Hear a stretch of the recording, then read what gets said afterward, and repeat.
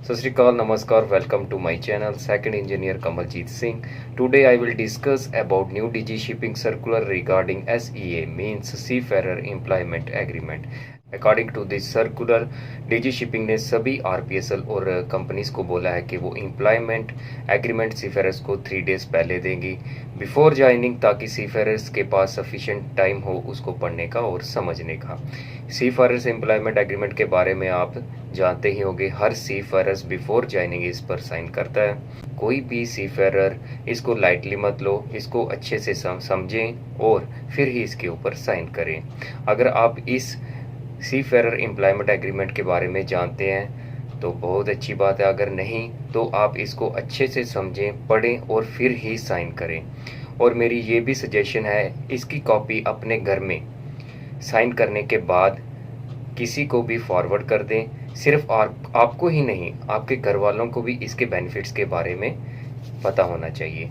भगवान सबको बिंदास रखे, पर अगर कुछ ऐसा होता है तो आपको भी और आपके घर वालों को भी इसके बारे में पता होना चाहिए। इसके बेनिफिट्स क्या हैं, इसके बारे में सब मालूम होना चाहिए। कुछ कंपनीज बहुत अच्छी होती हैं, वो सीफेरर्स को उनके बेनिफिट ईजिली दे देती हैं without any request.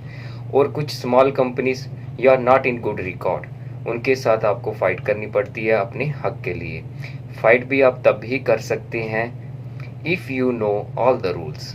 Don't take it lightly. According to new DG shipping rule, ये हर सीफेरर का हक है।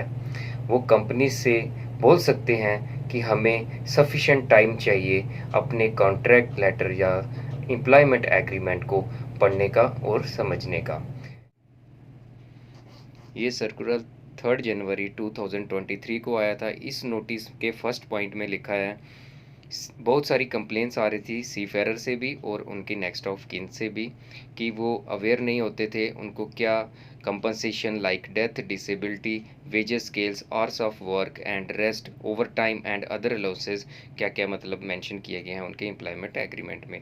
और ये भी कंप्लेंट थी सीफेरर्स की तरफ से कि उनको एनफ टाइम नहीं मिलता था उस एग्रीमेंट को एग्जामिन करने का। मोस्ट ऑफ द टाइम तो ये होता था, ओनर्स या एजेंट जो होते थे उनसे सिग्नेचर कराते थे at the last moment. Seafarers को ये भी नहीं पता होता था कि उनको किस जहाज़ के लिए रिक्रूट किया गया है और कौन से जहाज़ पे उनको भेज रहे हैं। और इस मैटर को एग्ज़ामिन किया गया डायरेक्टर जनरल ऑफ शिपिंग के द्वारा, और उन्होंने एडवाइस किया है सभी शिप ओनर्स को, एजेंट्स को और RPSL को, ताकि वो एग्रीमेंट जो है सीफेरर्स को बिफोर एक कॉपी दी जाए और उनके पास सफिशिएंट टाइम होना चाहिए go through with their employment agreement. Fifth point में उन्होंने सजेशंस के लिए बोला है। फिर उसके बाद एक ड्राफ्ट है जिसका first and second point both are same. और उसके बाद थर्ड पॉइंट में इन्होंने बताया कि मैरीटाइम लेबर कन्वेंशन के बारे में, ये MLC के अंडर आता है। इन्होंने रूल 8 में ये एक्सप्लेन किया है कि सीफेरर्स के एम्प्लॉयमेंट एग्रीमेंट जो होता है वो उनके पास सफिशिएंट टाइम होना चाहिए एग्जामिन करने का और उसको freely enter into an agreement और sufficient understanding about their rights and responsibility. और फिर उसके बाद उन्होंने रूल 5 के बारे में बात की है, जिसमें सीफेरर्स रिक्रूट किए जाते हैं, उनके राइट्स क्या हैं, ड्यूटीज़ क्या हैं, प्रॉपर अरेंजमेंट्स, और उनको एक जो है कॉपी जो है प्रोवाइड करनी है 3 days before between making available to them copy of SEA और CBA to examine their employment agreement. 7th point जो है उसमें इन्होंने एक्सप्लेन किया है कि जो सीफेरर फॉरेन फ्लैग वेसल्स पे जो ज्वाइन करते हैं उनको जो CBA कलेक्टिव बार्गेनिंग एग्रीमेंट जो दिया जाता है, उनके उसके जो कंपोनेंट्स हैं उसमें जो compensation for death, disability, wage scale, repatriation cost, working hours extra, जो वो क्लियरली मेंशन होना चाहिए in conformity with the flag state. This issue approval by the Director General of Shipping and Additional Secretary to the Government of India.